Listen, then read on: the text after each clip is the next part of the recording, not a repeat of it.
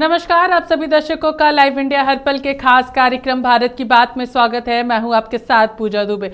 बात करेंगे बिहार की और फाइनली बिहार में महागठबंधन की सीट शेयरिंग हो चुकी है। लोकसभा चुनाव को लेकर के बिहार महागठबंधन में सीटों का बंटवारा हो गया है।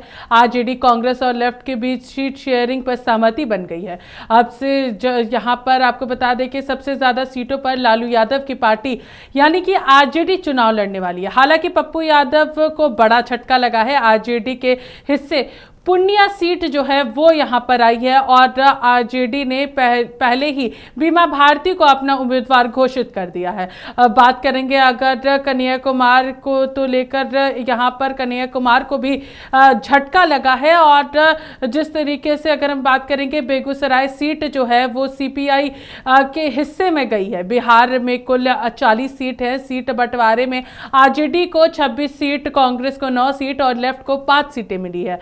इतना ही नहीं, आरजेडी के खाते में वो 3 सीटें भी आई हैं जहां से पहले कभी ना कभी पप्पू यादव जो है वो चुनाव लड़ चुके हैं। इन सीटों में सुपौल, यहाँ पर कई ऐसी 3 सीटें हैं उस पर पप्पू यादव ने चुनाव लड़ा था और वो तीनों सीट जो है वो आरजेडी के खाते में गई है। इस पूरे मुद्दे को लेकर के हमारे सहयोगी यहाँ हमारे साथ संजय मौजूद हैं, हम उनसे बातचीत करेंगे। लेकिन उससे पहले हम आपको तेजस्वी यादव का यहाँ पर बयान सुनाते हैं। आखिर सीट शेयरिंग के बाद उन्होंने क्या कुछ कहा है।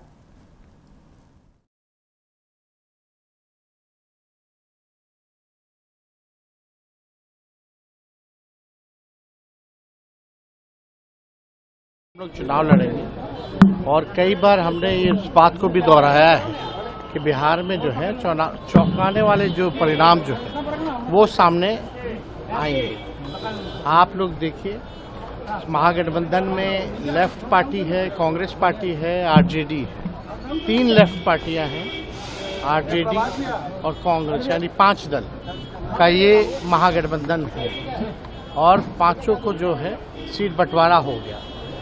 दूसरी तरफ एनडीए खेमे अगर आप देखेंगे तो कई लोगों को तो जगह मिली ही नहीं, कई लोग चले गए।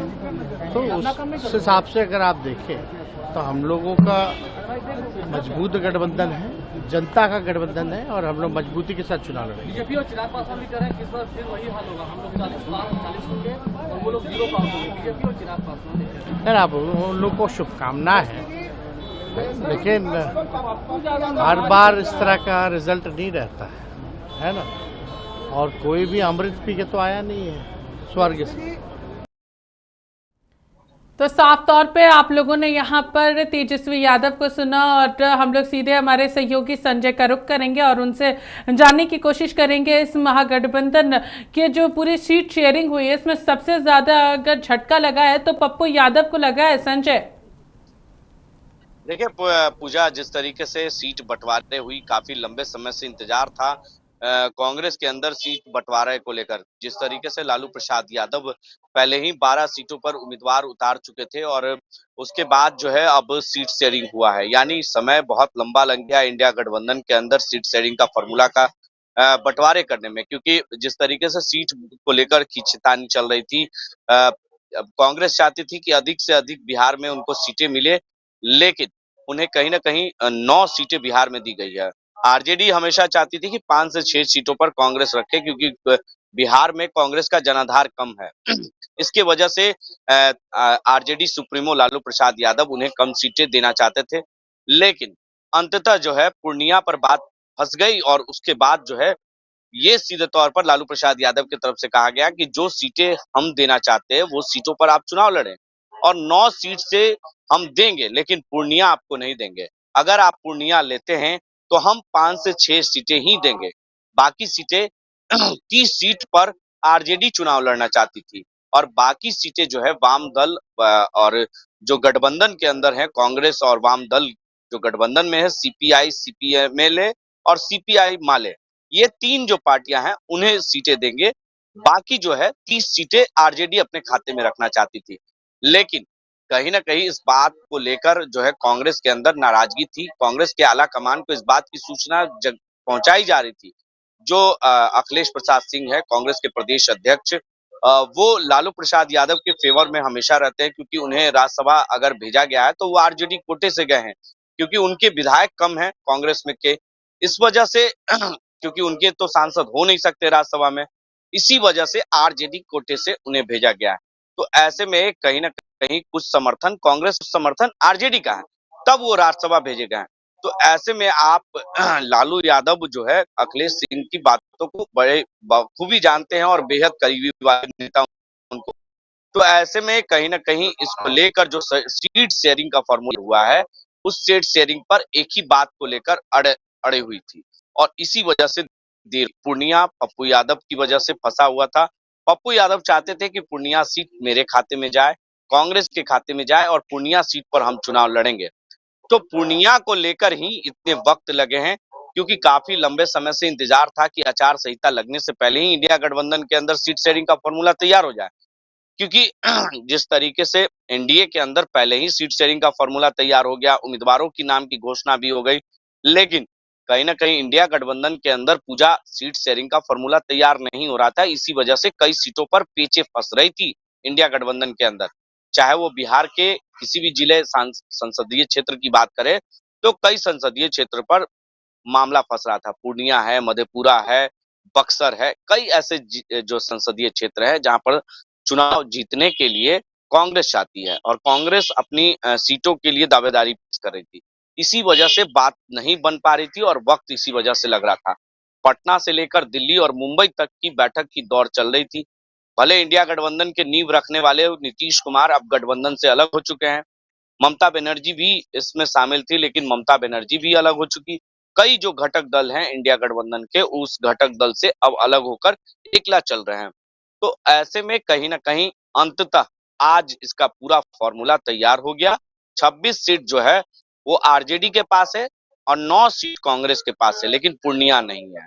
वहीं पूर्णिया पर पप्पू यादव ने साफ शब्दों में कह दिया कि पूर्णिया जो है हम चुनाव लड़ेंगे और पप्पू यादव हो सकता है कि पूर्णिया में निर्दलीय खड़ा हो सकते हैं और निर्दलीय चुनाव लड़ भी सकते हैं। तो कहीं ना कहीं इसका नुकसान जो है इंडिया गठबंधन के अंदर आरजेडी को भुगतना होगा, क्योंकि आरजेडी पूर्णिया बीमा भारती को दे चुकी है। तो ऐसे में कहीं ना कहीं इसको लेकर, बीमा भारती को लेकर जो है अभी भी मामले में संशय बरकरार है और पप्पू यादव कहीं ना कहीं बीमा भारती को हरा सकते हैं। इसका फायदा जो है संतोष कुशवाहा को मिल सकता है जो के उम्मीदवार हैं। तो ऐसे में कहीं ना कहीं इसको लेकर ये मामला अब फेस जो है पप्पू यादव ने फंसा दिया है। इंडिया गठबंधन के अंदर सीट शेयरिंग का फॉर्मूला तैयार हो चुका है, जो उम्मीदवारें दी गई हैं उस उम्मीदवारों पर अब सहमति बन गई है। अब सिर्फ औपचारिक ऐलान जो भी होना था वो भी हो चुका है।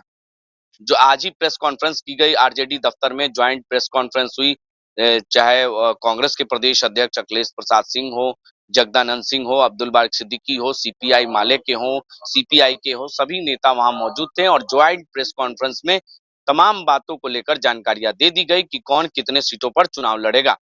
तो ऐसे में ये पूरा स्पष्ट हो गया। अब उम्मीदवारी को लेकर है कि कौन सीट पर कौन उम्मीदवार होगा। आरजेडी के पास सीतामढ़ी आया है। तो पप्पू यादव का अगला रुख क्या हो सकता है, क्योंकि चर्चा चल रही है कि उन्हें यहाँ पर वो निर्दलीय चुनाव भी लड़ सकते हैं। ये भी खबरें काफी ज्यादा तेज है, तो अब अगला रुख क्या हो सकता है, क्या कुछ जानकारी है इसको लेकर? देखिए, अगला रुख यही है कि पप्पू यादव पूर्णिया लड़ेंगे, पूर्णिया छोड़ना नहीं चाहते। वो कई सालों से पूर्णिया में मेहनत कर रहे थे और इसी वजह से वो सबसे बड़ा झटका उनको इस बात का लगा है कि हमने पार्टी का विलय इसी शर्त पर कांग्रेस में किया था कि पूर्णिया चुनाव लड़ेंगे, लेकिन अब वो तो विलय कर चुके हैं। अब तो ना तो उनकी पार्टी बची और ना उनको पूर्णिया मिला। तो ये तो नुकसान पप्पू यादव को हुआ है और बड़ा झटका पप्पू यादव को लगा है। तो कुछ यादव समाज में भी नाराजगी है पप्पू यादव को लेकर, क्योंकि यादव समाज वहां पूर्णिया में बहुमल क्षेत्र है, वहां पर अनुसूचित जनजाति की भी संख्या अधिक है और यादवों की संख्या भी है और मुसलमानों की संख्या भी है। तो ऐसे में कहीं ना कहीं यादव समाज में इस बात का गलत मैसेज गया है लालू यादव को लेकर कि आखिर यादव को क्यों नहीं दिया गया, पप्पू यादव को क्यों नहीं दिया गया, क्योंकि पप्पू यादव एक बड़े चेहरे हैं और 2 बार वहां से सांसद रह चुके हैं। वो निर्दलीय भी चुनाव लड़े हैं और कांग्रेस की सीट पर माफ कीजिएगा आरजेडी के सीट पर भी चुनाव जीते हैं। तो ऐसे में कहीं ना कहीं पूर्णिया जो है उनके लिए पहले भी वो 2 बार सांसद रह चुके हैं। तो और कह सकते हैं कि इसका फायदा जो है पप्पू यादव चाहते थे कि 2024 के चुनाव में हमको मिलेगा, और लगातार पूर्णिया को लेकर वो मेहनत भी कर रहे थे, घर घर जा रहे थे, लोगों से मिल रहे थे, बातचीत कर रहे थे, वहां की जो जनता की समस्या है उसको सुन रहे थे, चाहे वो किसी भी घड़ी में हो, पप्पू यादव वहां जरूर खड़े रहते थे। तो ये पप्पू यादव लगातार वहां पर फील्डिंग खट रहे थे, और फील्डिंग का जो है 2000 में पप्पू यादव को जरूर फायदा पहुंचा था। लेकिन कहीं ना कहीं पप्पू यादव अब फेल हो चुके हैं, वहां पर अब निर्दलीय ही चुनाव लड़ सकते हैं, ये ऐसे आशंका जताई जा रही है कि पप्पू यादव ना मधेपुरा जाएंगे ना सुपाएंगे, और अब वो जिद पर अड़ चुके हैं कि पूर्णिया ही चुनाव लड़ेंगे। तो पूर्णिया चुनाव लड़ने का मकसद सिर्फ यही होगा कि अब वो निर्दलीय मैदान उतरेंगे। अगर जीत जाते हैं पप्पू यादव, तो कहीं ना कहीं जो सीट है कांग्रेस में उनकी एक वर्चस्व बढ़ जाएगी, और कांग्रेस के अंदर एक अच्छा मैसेज भी जाएगा कि हम निर्दलीय भी होकर जीत हासिल कर लिए। तो अगर पप्पू यादव जीत जाते हैं तो आरजेडी के लिए कहीं ना कहीं नुकसान हो सकता है। आरजेडी कहीं ना कहीं आरजेडी को लेकर बड़ा झटका लग सकता है, क्योंकि बीमा भारती आरजेडी से उम्मीदवार है, और वो भी जो है बीमा भारती को इसका फायदा अगर मिल जाता है तो फिर आरजेडी इस फायदे में होगा। अगर वो संतोष कुशवाहा वहां से जीतते हैं तो फिर जदयू को फायदा हो सकता है पूजा। तो ये समीकरण उसी आधार पर तैयार किया गया, और सीट से सब कुछ बातें बन गई है। अब उम्मीदवारों की नाम की घोषणा जल्द से जल्द, कल से परसों तक यानी 1 से 2 दिनों में आरजेडी भी करेगी, कांग्रेस भी करेगी, और सीपीआई भी कर सकती है। सीपीआई है, तमाम घटक दल हैं वो कर सकते हैं। जी पूजा। संजय, एक बार हम चाहेंगे कि आप हमारे दर्शकों को जरूर बताएं कि आखिर आरजेडी इस बार जो 26 सीटों पर चुनाव लड़ने वाली है वो आखिर कौन कौन सी सीटें हैं, और साथ ही साथ कांग्रेस किन किन सीटों पर चुनाव लड़ने वाली है वो हमारे दर्शकों को जरूर बताएं। संजय। बिल्कुल, हम जरूर बताना चाहेंगे कि जो आरजेडी के पास गया है से पूर्णिया है, और पूर्णिया के साथ साथ जो सीटें बंटवारा की गई है, जहानाबाद, औरंगाबाद, बक्सर, पाटलिपुत्रा, नवादा, मुंगेर, जमुई, बांका, वाल्मीकि नगर, पूर्वी चंपारण,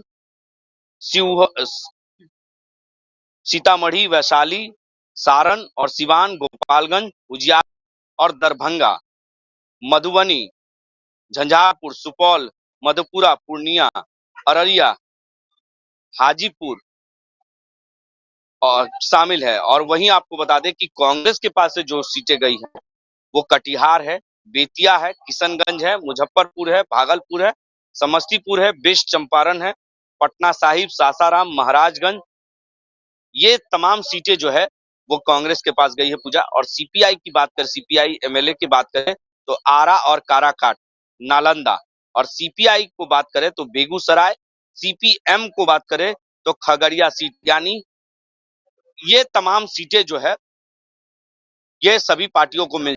अब इस पर उम्मीदवारों की घोषणा होनी है कि कौन सीट पर कौन उम्मीदवार खड़े होते हैं। आरजेडी की तरफ से जो 26 सीटें दी गई है उन 26 सीटों पर कौन कौन उम्मीदवार होंगे, जिसमें 12 पहले से ही लालू प्रसाद यादव ने अपने उम्मीदवारों की घोषणा कर चुके हैं, और जिसमें से 4 सीटों पर जो है नामांकन भी दर्ज कर चुके हैं। जी हाँ तो संजय, जरूर यहाँ पर नामांकन भी कई सारी सीटों पर दर्ज हो चुके हैं, लेकिन अगर तस्वीरें देखिएगा तो तस्वीरों से ये सामने आता है, जो काफी समय से चल भी रहा है, कि आरजेडी ने खास तौर पर उन सीटों पर उम्मीदवार दिए हैं जहां पर सीधी सीधी टक्कर नहीं हो रही है बीजेपी के साथ, और कांग्रेस को वो सीटें सबसे ज्यादा मिली हैं जहां पर बीजेपी और कांग्रेस जो है दोनों आमने सामने, और समीकरण जो है वो बीजेपी के ओर ज्यादा रुख मोड़ती है। ये सारी चीजें भी देखने को मिल रही है। संजय। नहीं, ऐसा नहीं है पूजा। देखिए, बक्सर ही सीट बात कर ले तो बक्सर में जो है जगदानंद सिंह के बेटे भी, और कहीं ना कहीं बक्सर में जो है मिथिलेश तिवारी को दिया गया है। तो ऐसी कोई बात नहीं है, कुछ सीटों पर जो है कांटे की टक्कर है जदयू के साथ, लेकिन कुछ सीटें जो है वो जदयू के साथ, बीजेपी के साथ भी है। बक्सर में जो है भाई कह सकते हैं कि सुधाकर सिंह को दिया गया है, दूसरी ओर मिथिलेश तिवारी है बीजेपी से। कुछ सीटों पर जदयू के साथ टक्कर है। अब पूर्णिया ही देख लीजिए, पूर्णिया अगर बीमा भारती को मिला है तो वहां जदयू है, संतोष कुशवाहा। तो ऐसे में कहीं ना कहीं कुछ सीटों पर बीजेपी के साथ भी है और कुछ सीटें जदयू के साथ भी है। तो इस बार का जो लोकसभा का चुनाव है वो जातीय आधारित समीकरण पर आरजेडी ने अपने उम्मीदवारों की घोषणा की है और उसी तरह से समीकरण तैयार किया गया है कि जिसकी जनसंख्या ज्यादा है उसकी भी भागीदारी उतना ही दी गई है। वैसे अ, वैसे तमाम सीटों पर खास तौर पर लालू यादव की नजर है, क्योंकि लालू प्रसाद यादव इस बार जेल में नहीं बल्कि मैदान में है और चुनावी मैदान की जो है रण क्षेत्र में है और खुद वो चुनाव भले नहीं लड़ रहे हैं, लेकिन कहीं ना कहीं उनकी जो कप्तानी है इस मैदान की, इस बार की जो फील्डिंग वो कर रहे हैं, यानी मैदान पर जो कप्तानी कर रहे हैं, उन कप्तानी में कहीं ना कहीं कोच के तौर पर उन्हें कह सकते हैं कि वो कोच की भूमिका निभा रहे हैं अपने प्लेयर्स के लिए। और जिस तरीके से वो फील्डिंग तैयार कर रहे हैं इस मैदान में, इस फायदा जो है आरजेडी को जरूर मिल सकता है इस बार पूजा। और इस बार आरजेडी का खाता जरूर खुलेगा, भले इसका नुकसान जदयू को हो सकता है, लेकिन कहीं ना कहीं इसका फायदा आरजेडी को पहुंचेगा। कुछ सीटें आरजेडी को खाते में भी जा सकती है, क्योंकि लालू यादव जो समीकरण तैयार कर रहे हैं, जिस तरह से वो कप्तानी कर रहे हैं, कहीं ना कहीं जो कोच के तौर पर काम कर रहे हैं मैदान में, तो इसका फायदा आरजेडी को मिल सकता है पूजा जी। जी हाँ संजय, बहुत बहुत धन्यवाद तमाम जानकारियां देने के लिए। बने रहिएगा हमारे साथ, आगे भी हम आपसे चर्चा करेंगे। और जिस तरीके से हमारे सहयोगी संजय ने बताया कि पूरे समीकरण जो है वो लालू यादव बैठकर बना रहे हैं और मैदान में इस बार है और पूरी तरीके से कमान संभाले हुए हैं कि इस बार जातीय समीकरण को खासतौर पर उन्होंने ध्यान में रखा है और उसके बाद सभी लोगों की जो सीट है वो यहाँ पर बटे हैं। बढ़ेंगे, अब बात करेंगे बिहार की। तो बिहार में इस वक्त जो बातें सामने आ रही है और वो ये है कि बिहार की राजनीति में वर्षों से बाहुबली और का जोर देखने को मिल रहा है और बाहुबल के साथ साथ बाहुबली दोनों का ही जोर देखने को मिल रहा है। इस कड़ी में एक बार फिर से आम जो लोकसभा चुनाव में ऐसे कई बाहुबली नेता हैं जो खुद तो चुनाव नहीं लड़ सकते हैं, मगर लोकसभा की ओर जो है वो बढ़ने के लिए इतना ज़्यादा अपनी पत्नियों के रास्ते वो नया प्लान बनाना चाहते हैं। बता दें कि लोकसभा चुनाव में ऐसा कोई भी बाहुबली नेता नहीं है जिन्होंने अपनी पत्नी को पार्टी का टिकट नहीं दिलवाया हो। उन्होंने रास्ते वह लोकसभा पहुंचना चाहते हैं। आपको बता दें कि जिस तरीके से जितने भी बिहार में बाहुबली हैं वो अपनी अपनी पत्नियों को लोकसभा के रास्ते सीधे तौर पर चुनाव लड़वा रहे हैं। कहा जा सकता है कि वो खुद ही यहाँ पर चुनाव लड़ रहे हैं, लेकिन पत्नियों के रास्ते वो लोकसभा यानी कि संसद पहुंचना चाहते हैं। ऐसे इस कड़ी में कई सारे नेताओं का नाम जो है वो सामने आता है। अगर हम लोग बात करेंगे यहाँ पर नेताओं की पत्नी जो है वो इस वक्त चुनावी मैदान में है और ये भी कहा जा सकता है कि वो खुद तो चुनाव लड़ रहे पत्नियों के माध्यम से। बता दें कि यहाँ पर लवली आनंद जो है वो जेडीयू की प्रत्याशी है और शिवहर से वो चुनाव लड़ने वाली है और वो भी बाहुबली पति की पत्नी, बाहुबली जो है उनके हस्बैंड है। और साथ ही साथ अगर बात करेंगे बीमा भारती की तो वो आरजेडी की उम्मीदवार है और वो भी इस बार चुनावी मैदान में। साथ ही साथ अगर बात करेंगे विजय लक्ष्मी देवी की तो वो जेडीयू की प्रत्याशी है और वो भी चुनावी मैदान में है और शिवांश यहाँ पर शिवान सीट से चुनाव लड़ने वाली है। वहीं अगर हम लोग बात करेंगे अनीता कुमारी की तो वो आरजेडी की प्रत्याशी हैं और वो इस बार मुंगेर से चुनाव लड़ने वाली हैं। तो इस पूरे मुद्दे को लेकर हमारे साथ बातचीत करने के लिए हमारे सहयोगी संजय मौजूद हैं। हम उनका सीधे रुख करते हैं और उनसे जानने की कोशिश करेंगे। संजय, क्या कुछ कहिएगा, इस बार जो बिहार की राजनीति है वो देखने को मिल रही है कि बाहुबल और बाहुबली के जो भी लोग आते हैं वो अपनी पत्नियों को इस बार चुनावी मैदान में उन्होंने उतारा है। संजय। बिल्कुल, देखिए पूजा, क्योंकि बाहुबली के सहारे ही बिहार की सियासत होती है।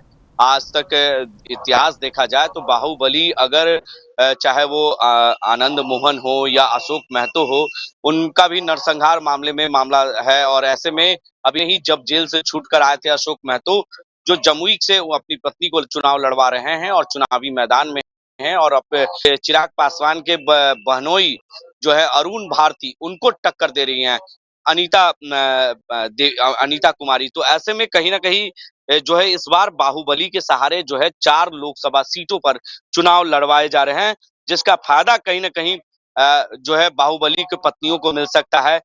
बिहार में बाहुबली के नाम से जो है बिहार कई जिले ऐसे हैं जो बाहुबली के नाम से जाने जाते हैं। आनंद मोहन एक समय में कृष्णय्यन हत्याकांड जो डीएम रहे हैं, उनकी हत्याकांड के मामले में वो सजा याफ्ता रहे हैं। 16 साल वो जेल की सजा काटे हैं और अब उनकी पत्नी लवली आनंद मैदान में है शिवहर से, और जदयू ने उन्हें टिकट दिया है और जदयू ने टिकट देकर मैदान में उतारा है पूजा। तो इस बार जो है लवली आनंद, क्योंकि वहां जो शिवहर सीट है वो राजपूतों का गढ़ रहा है, वहां पर जो है कहीं ना कहीं इसका फायदा जो है लवली आनंद को मिल सकता है। अभी हाल में ही चेतन आनंद और लवली आनंद ने आरजेडी का दामन छोड़ जदयू में शामिल हुई है, क्योंकि जैसे ही उनके पति जेल से रिहा हुए उसके बाद से ही कहीं ना कहीं ये बात की कयास लगाई जा रही थी कि लवली आनंद जदयू में जा सकती हैं और शिवहर से चुनाव लड़ सकती हैं।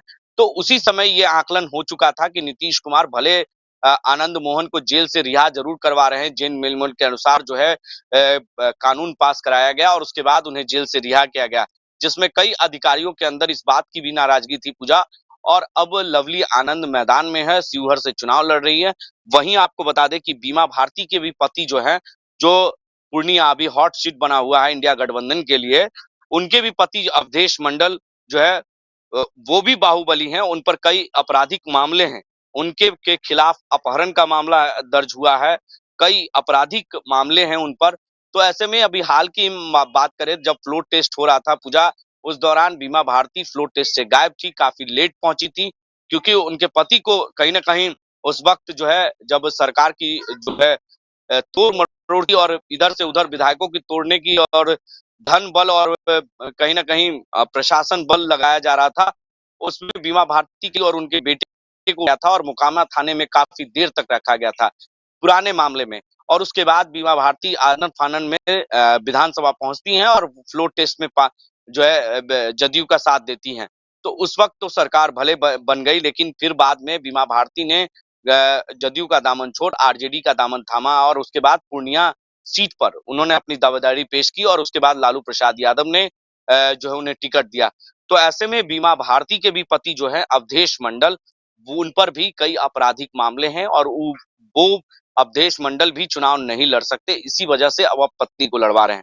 अब आ जाइए विजय लक्ष्मी जो जदयू की रही हैं, जो वो भी चुनावी मैदान में है। विजय लक्ष्मी देवी बाहुबली रमेश सिंह कुशवाहा की पत्नी हैं, उन पर भी कई मामले हैं, हत्या के, अपहरण के और कई आपराधिक मामले हैं।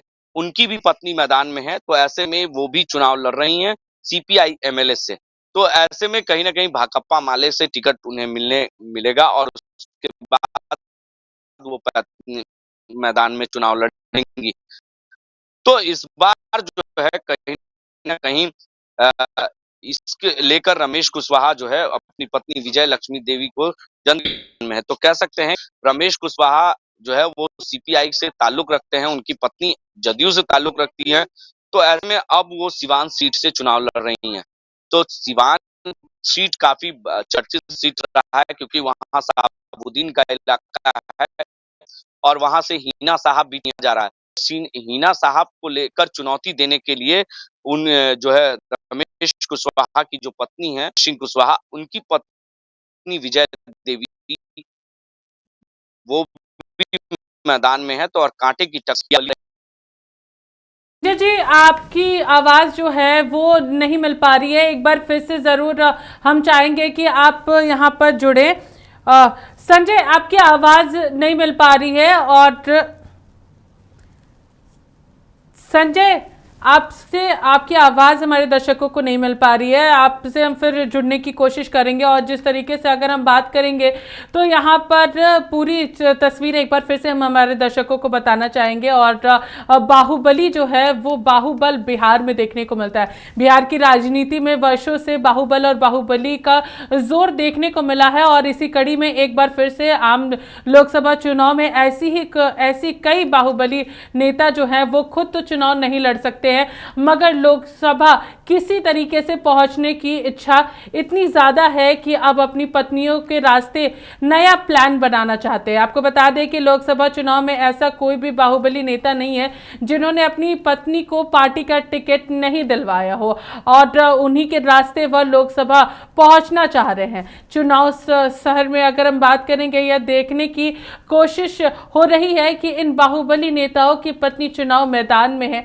मगर असल में अगर बात करेंगे तो चुनाव वो खुद लड़ रहे हैं, और वो पूरी तरीके से रास्ते जो है वो यहाँ पर तय करते हुए नजर आ रहे हैं कि संसद का रास्ता वो कैसे तय कर सकते हैं, क्योंकि बाहुबली होने की वजह से वो चुनाव नहीं लड़ पाते। तो इसी क्रम में कई सारे महिलाओं के नाम जो है वो यहाँ पर सामने आते हैं, और इसमें सबसे पहले अगर हम बात करेंगे तो लवली आनंद, जो कि जेडीयू की प्रत्याशी हैं और वो शिवहर से चुनाव लड़ने वाली हैं। उनके पति जो है आनंद मोहन जो है वो यहाँ पर बाहुबली के रूप में जाने जाते हैं। साथ ही साथ अगर बीमा भारती की बात करेंगे तो बीमा भारती जो है वो भी यहाँ पर बाहुबली की पत्नी है, और अवधेश मंडल जो है वो इनके हस्बैंड है। अगर हम लोग यहाँ पर बात करेंगे विजय लक्ष्मी की, तो विजय लक्ष्मी देवी जो है वो जेडीयू की प्रत्याशी है, और साथ ही साथ वो यहाँ पर चुनावी मैदान में है और शिवान से वो चुनाव लड़ने वाली है।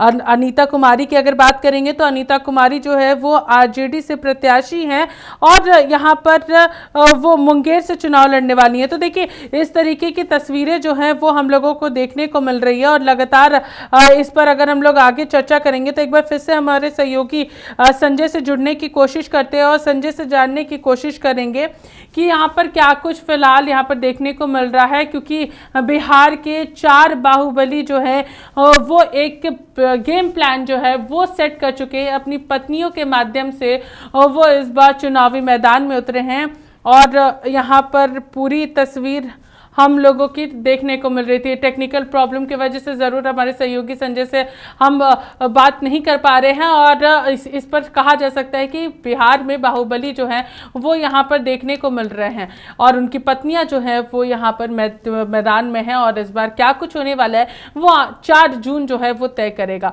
अब हम लोग सीधे बात करेंगे अगले मुद्दे की अगर बात करेंगे तो कांग्रेस को इनकम टैक्स का नोटिस मिल चुका है, और लोकसभा चुनाव से पहले कांग्रेस को इनकम टैक्स की ओर से नोटिस जारी कर दिया गया है, और इस पर राहुल गांधी ने सत्तारूढ़ पार्टी यानी कि बीजेपी पर हमला बोला है। सोशल मीडिया प्लेटफॉर्म एक्स पर एक पोस्ट में राहुल गांधी ने कहा है कि भाजपा को याद रखना चाहिए कि जब सरकार बदलेगी तो उन लोगों के खिलाफ कार्रवाई की जाएगी जिन्होंने लोकतंत्र का चीरहरण किया है। राहुल गांधी ने एक पोस्ट में कहा है कि ऐसी कार्रवाई होगी कि दोबारा फिर किसी की भी हिम्मत नहीं होगी ये सब करने के। ये मेरी गारंटी है। बता दें कि बीजेपी लोकसभा को लेकर के मोदी की गारंटी अभियान चला रही है, जो प्रधानमंत्री नरेंद्र मोदी की अपने चुनावी वादों को पूरा करने की यहाँ पर जोरदार कोशिश की जा रही है, और यहाँ पर जनता से रूबरू होने की भी कोशिश की जा रही है, और मोदी की गारंटी के जरिए बताने की कोशिश की जा रही है। तो वहीं अगर हम बात करेंगे पूर्व कांग्रेस अध्यक्ष की, राहुल गांधी ने अपने पिछले वीडियो में भी ये बातें जो है वो कही थी, और एक हैशटैग भी लगाया था, बीजेपी टैक्स टेररिज्म का यहाँ पर इस्तेमाल किया गया था। हम सबसे पहले आपको वो बयान सुनाते हैं जो राहुल गांधी ने अपने सोशल मीडिया एक्स पर कहा है। अगर सीबीआई अपना काम करती, ईडी अपना काम करती तो ये नहीं होता। तो उनको ये भी सोचना चाहिए, ये जो सब कर रहे हैं, कि किसी ना किसी दिन बीजेपी की सरकार बदलेगी और फिर कार्रवाई होगी, और ऐसी कार्रवाई होगी कि मैं गारंटी कर रहा हूं ये फिर से कभी नहीं होगा। तो उनको भी सोचना। तो आप सभी लोगों ने साफ तौर पर सुना कि राहुल गांधी ने कहा है कि ऐसी कार्रवाई होगी कि दोबारा कोई ऐसा करने के बारे में नहीं सोचेगा, और ये पूरी तरीके से उन्होंने बीजेपी पर निशाना साधा है। फिलहाल आज के इस खास कार्यक्रम भारत की बात में इतना ही। कल फिर 8 बजे लौटेंगे। बने रहिए लाइव इंडिया हर पल के साथ। नमस्कार।